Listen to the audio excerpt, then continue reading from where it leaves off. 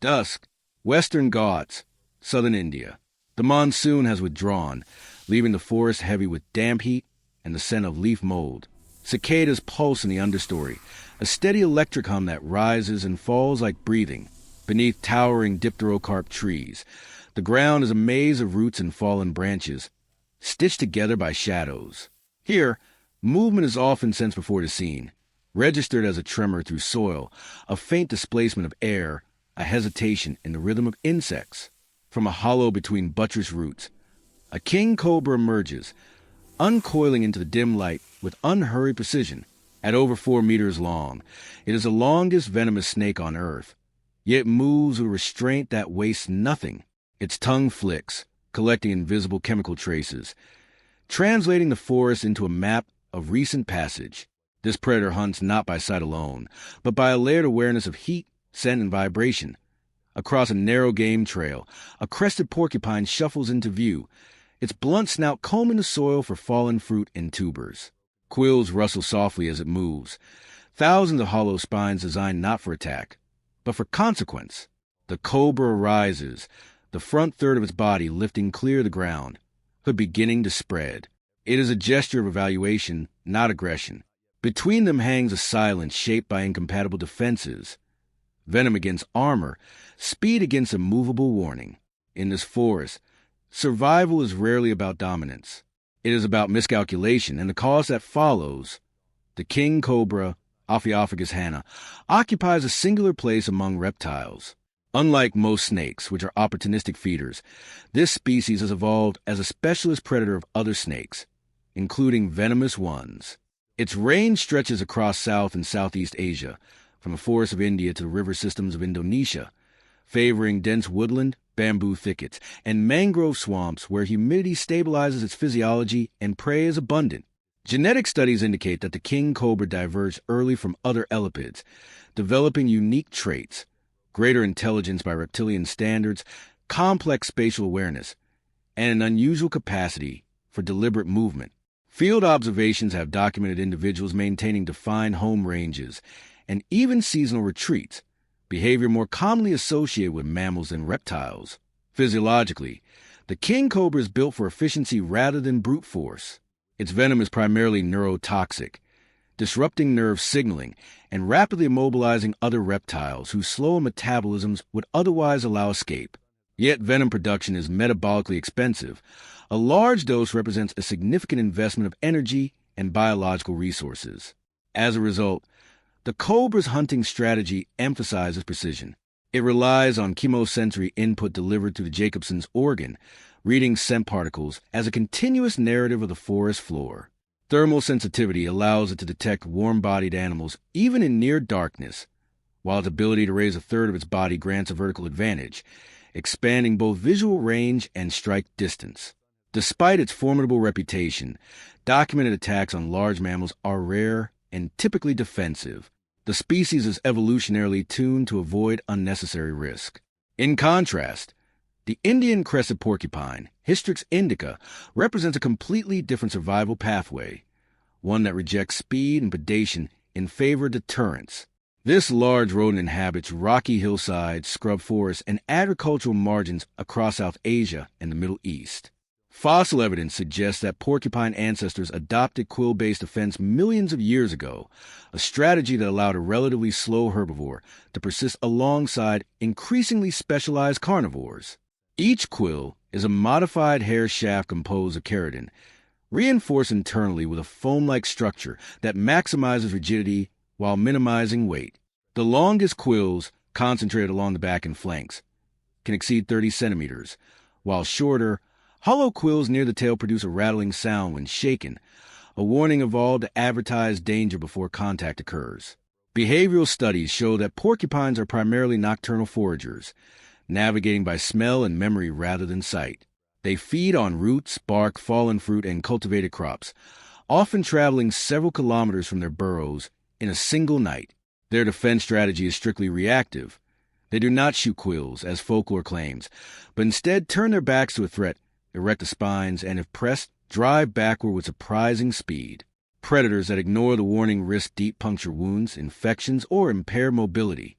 Even apex hunters, such as leopards and tigers, have been documented dying from quill injuries that festered over time. In ecological terms, the porcupine's armor reshapes predator behavior, teaching caution through painful trial. Where these two species overlap, interaction is uncommon. The king cobra's dietary specialization makes rodents an infrequent target, while the porcupine's defensive architecture discourages experimental attacks from most predators. Yet ecosystems are governed by contingency. A hungry snake encountering an unfamiliar silhouette, a porcupine straying across a chemical trail left by a reptile predator. Such moments create encounters that evolution did not explicitly script. In these rare intersections, survival depends not on superiority, but on whether instinct aligns with reality quickly enough.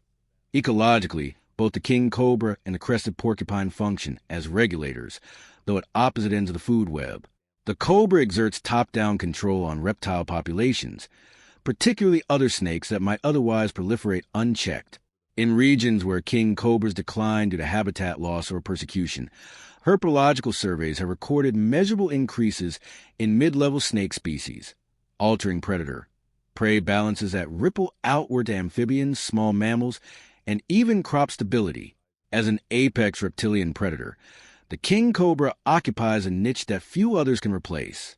Its presence signals an intact forest system with sufficient prey density, clean water sources, and undisturbed nesting sites. Uniquely among snakes, females construct nests, piling leaf litter into mounds where decomposition generates heat to incubate eggs. This behavior, documented in long-term field studies, reflects a rare degree of parental investment in reptiles, though the female abandons the hatchling soon after emergence. Environmental pressures shaping the king cobra's evolution are tied to humidity, temperature, and landscape continuity. The species requires stable microclimates to regulate its body temperature and maintain hydration through its skin and respiratory system. Fragmented forests expose it to lethal extremes: overheating in cleared land, dehydration during dry seasons, and increased encounters with humans. Radio tracking research has shown that individuals may travel kilometers along riparian corridors, using waterways as navigational guides and hunting routes. These movements are slow, deliberate, and energetically costly, reinforcing the importance of each successful hunt. A large meal can sustain the snake for weeks, even months, allowing long intervals of inactivity that reduce exposure to predators and environmental stress. The crested porcupine, by contrast, shapes ecosystems from the bottom up. As a herbivore with powerful incisors, it modifies vegetation patterns through persistent gnawing and root excavation. Studies in semi-arid regions have shown that porcupine foraging can influence plant community composition, suppressing dominant species and creating space for others to germinate. Their burrows, often expanded over generations, provide shelter for secondary occupants, reptiles, small mammals, and invertebrates, turning a single excavation into a microhabitat hub. Nutrient redistribution occurs as well. Discarded plant material and fecal deposits enrich the soil around den sites, subtly altering fertility gradients in otherwise poor terrain. Evolution has refined the porcupine's defenses to match the predators of its environment. The quills are not merely passive spikes, but dynamic structures that detach easily upon penetration, aided by microscopic barbs that anchor them in flesh. This increases the likelihood of infection and prolongs the lesson delivered to the attacker. Behavioral observations reveal a graduated response, first freezing, then rattling, then retreating backward into contact. Only when escape is impossible does the animal charge in reverse. Such restraint conserves energy and minimizes self-injury, as quill regrowth is metabolically demanding.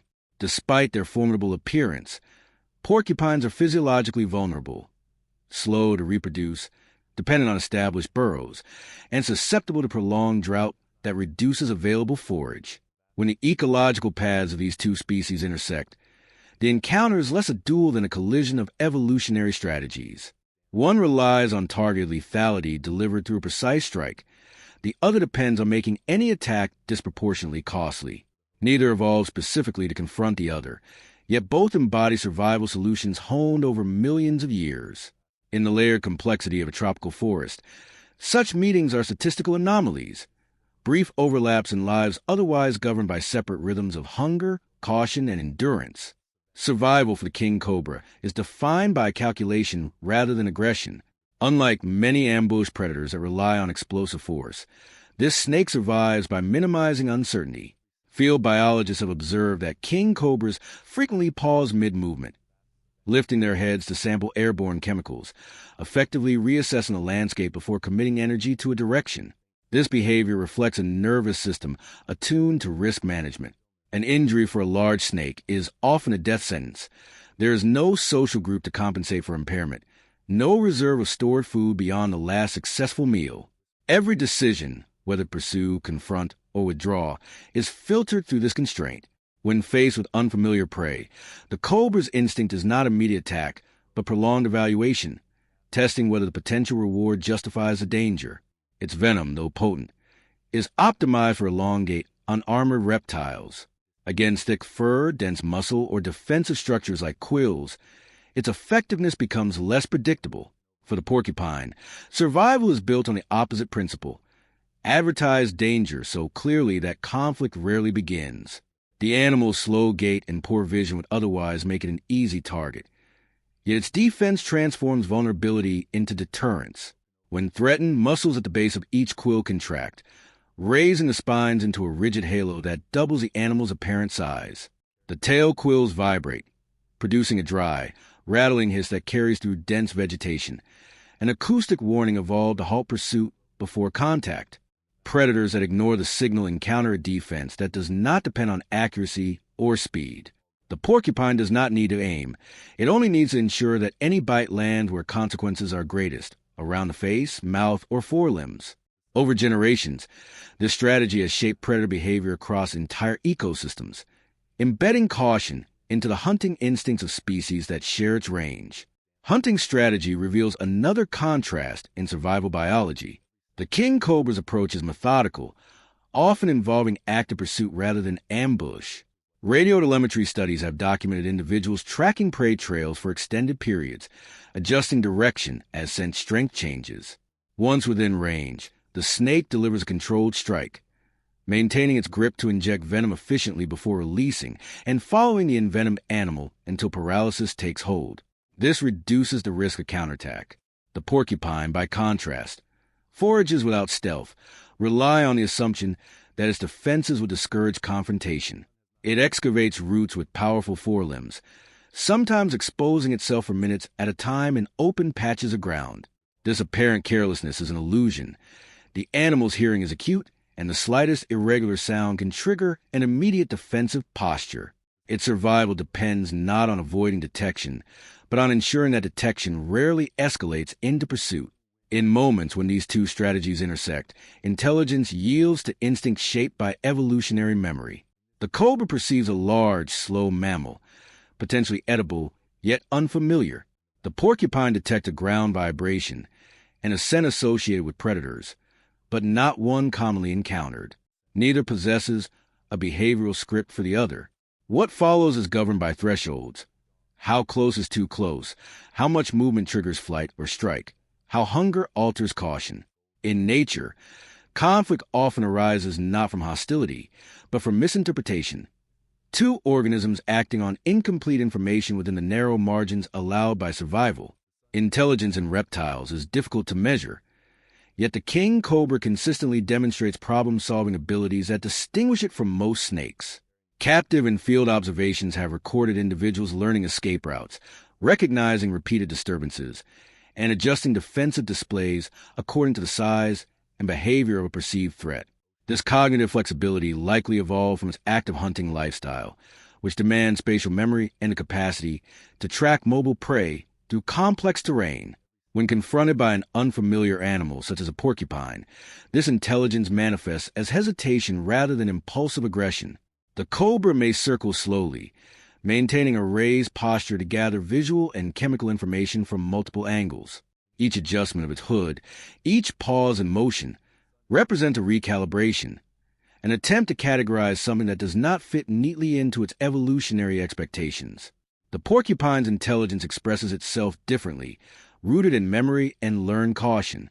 Long live for a rodent, Individuals can survive over a decade in the wild, accumulating knowledge of feeding routes, seasonal changes, and predator patterns. Studies using camera traps have shown that porcupines often alter their nightly paths after encountering danger, avoiding areas where attacks occurred even months earlier. Their social structure is loosely organized around family units sharing a burrow, and juveniles learn defensive behavior by observing adults. When threatened, the sequence of responses freeze, rattle, reverse charge unfold with remarkable consistency, suggesting a deeply ingrained neural program refined by both instinct and experience.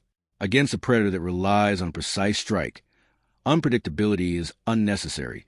Reliability is a defense. Parenting further separates these species.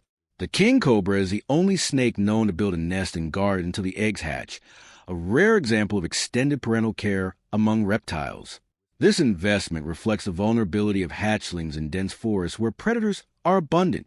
Once the young emerge, however, the mother departs, leaving them fully independent from their first moments of life. Survival thereafter depends entirely on innate behavior, instinctive hunting responses, avoidance of large animals, and the ability to remain concealed. Porcupines, in contrast, raise their young within the safety of a burrow system. Offspring are born with soft quills that harden within days, and they remain with the parents for months, learning feeding habits and escape routes.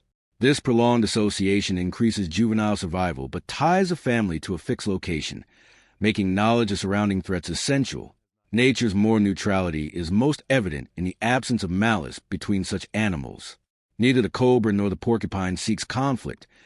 Each is driven by hunger, caution, and the imperative to reproduce. If confrontation occurs, it is not a battle of good versus evil, but a convergence of needs within a limited space. Evolution does not reward fairness or bravery, only outcomes that allow genes to persist.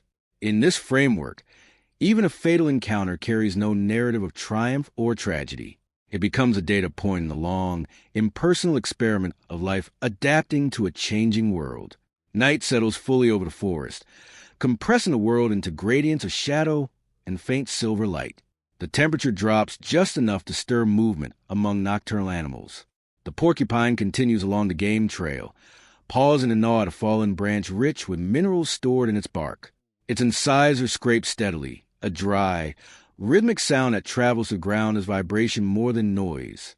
Several meters away, the king cobra registers a signal through its jawbones, an alternate sense channel attuned to substrate tremors.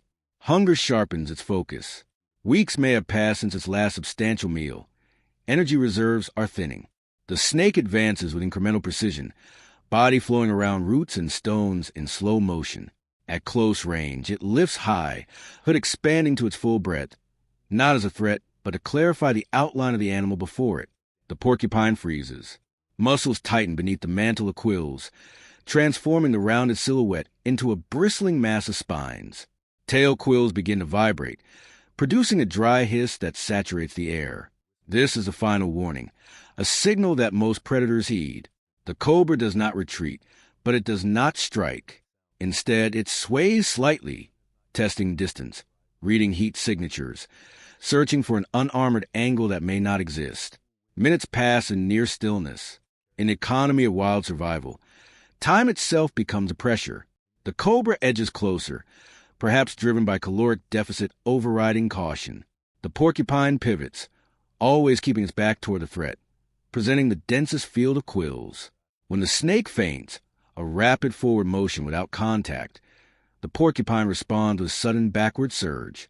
Quills lash the air where the cobra's head had been an instant earlier. The strike never lands, but the margin of error narrows to centimeters. Now both animals are committed, their instincts engaged beyond the point of easy withdrawal. The cobra shifts tactics, abandoning the elevated posture that favors display and instead lowering its body to the ground, seeking lateral movement. Its objective is no longer intimidation but geometry, finding a line of approach toward the porcupine's head or underside, areas where quill density thins. The snake glides to the flank, silent except for the faint rasp of scales against leaf litter. For a moment, it appears to vanish into darkness, re-emerging at an oblique angle. This is the method it uses against other snakes. Outmaneuver, seized behind the head, deliver venom with minimal exposure. But the porcupine is not built like its usual prey. Sensing displacement in the air and ground, the porcupine wheels abruptly, quills clattering together in a sharp cascade. It charges backward with surprising acceleration, driven by powerful hind limbs. Contact occurs, a glancing collision rather than a full impact. Several long quills detach, embedding along the cobra's neck and anterior body. The snake recoils instantly, muscles contracting in a reflexive wave that pulls it clear. For a few seconds it thrashes, not in panic, but in an attempt to dislodge the foreign objects. The barbed tips resist extraction, anchoring deeper with each movement. Injury transforms the calculus.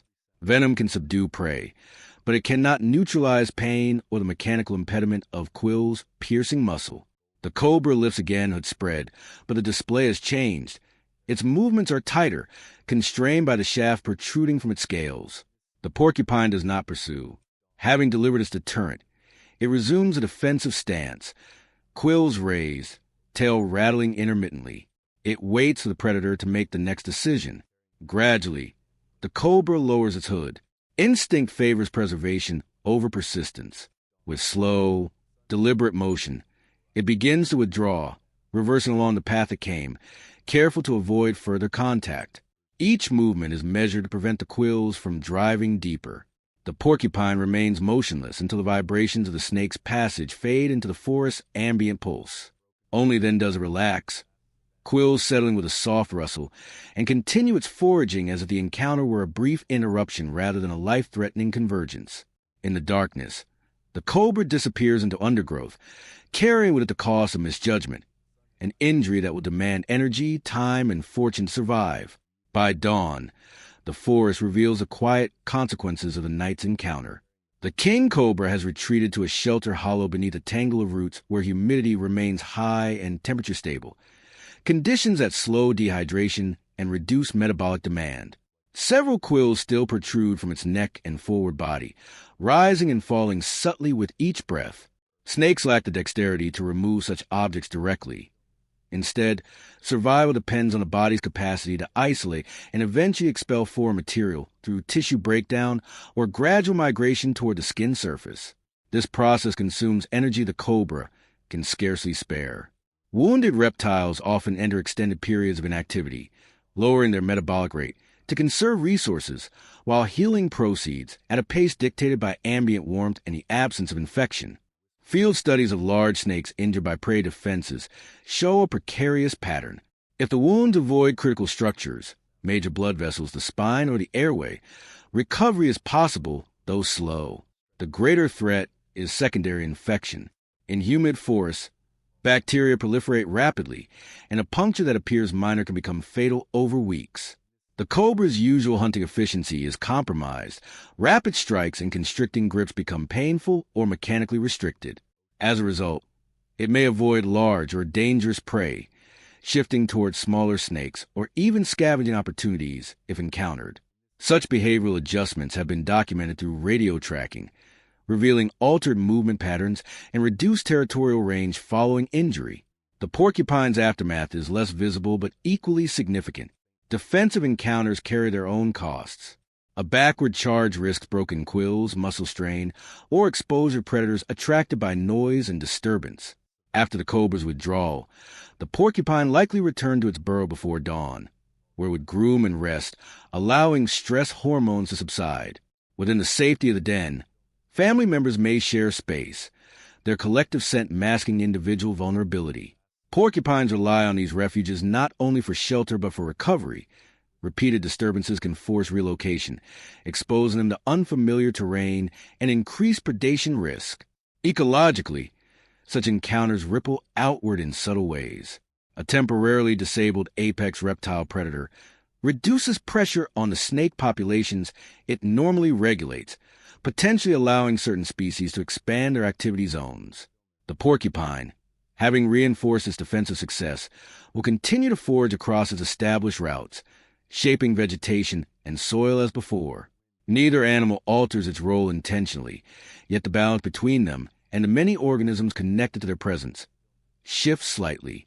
In wilderness systems, Equilibrium is not a fixed state, but continuous negotiation shaped by countless individual outcomes, most unseen and unrecorded. Weeks pass, measured not by calendars, but by cycles of light, rain, and hunger. The king cobra remains alive, though diminished. Gradual healing has sealed the deeper punctures, leaving pale scars where scales regrow in imperfect alignment. One quill, embedded near the shoulder, has worked its way outward through slow tissue rejection, eventually falling free as the snake rubbed against rough bark. Such recoveries have been documented in wild reptiles, testament to a physiology capable of enduring trauma, provided that infection does not take hold. Yet survival carries a lasting cost. The cobra's movements are more conservative now, its range contracted to terrain it knows intimately, paths with reliable cover, water sources, and minimal obstacles. Energy once invested in exploration is redirected toward maintenance. During this period, feeding opportunities are scarce. A weakened predator cannot risk another hazardous encounter, and missed meals extend the recovery timeline. Observational data from tagged individuals indicate that large snakes can survive months without food, metabolizing stored fat, while organ systems slow to a near-idle state. If the cobra secures a modest prey item, a smaller snake or lizard, it may restore enough energy to resume broader movement. If not, its fate becomes increasingly tied to chance. The appearance of accessible prey, the absence of new injury, the stability of its refuge against flooding or human intrusion.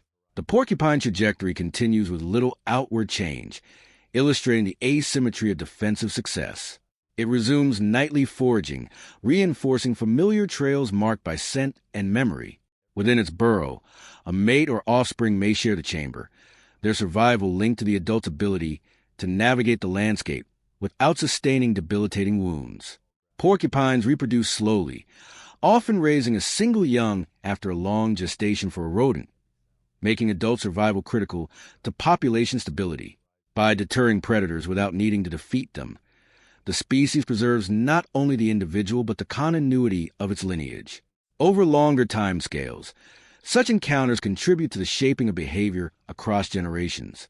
Predators that survive painful mistakes may become more selective, avoiding unfamiliar prey profiles. Herbivores that successfully repel attacks reinforce defensive responses encoded through instinct and learning. The forest, indifferent yet responsive, absorbs these adjustments. Paths shift, hunting grounds overlap or separate, and the unseen map of risk is redrawn. In the end, no victor stands over the other. There is only persistence, one animal carrying scars into the next season, another continuing its quiet excavation of roots beneath the same canopy. Survival here is not a moment of triumph, but a prolonged negotiation with chance, environment, and the limits of flesh. As dusk once again settles over the western Ghats, the forest exhales a steady rhythm of wind through leaves and distant insect song. The king cobra, scarred alive, coils in a shaded hollow, each breath measured, each movement precise. Its body tells a story of near miscalculation and the slow, exacting work of survival. Nearby, the porcupine resumes its foraging, quills still raised in memory of danger, navigating the leaf-strewn floor with a patience forged over generations. In this encounter, there was no triumph, no cruelty, no justice, only the immutable calculus of life. Nature is indifferent, its lessons delivered without forethought. One organism thrives by precision, the other by deterrence. One learns caution from pain, the other adapts strategy through injury. Each carries the consequences forward, shaping behavior, survival, and ecosystem balance. Their story, observed in silence beneath towering trees and the weight of monsoon-matted humidity, is a testament to endurance. It is a reminder that existence is neither fair nor merciful, but that resilience, slow, deliberate, and often hidden, defines persistence of life. In the forest, balance is achieved not through dominance, but through the quiet negotiation between predator and prey, between threat and defense, between instinct and experience. Here, survival is the only narrative that matters, and it unfolds with both precision and restraint, echoing through every leaf, every quill, every measured flick of a tongue in the dim light of the jungle.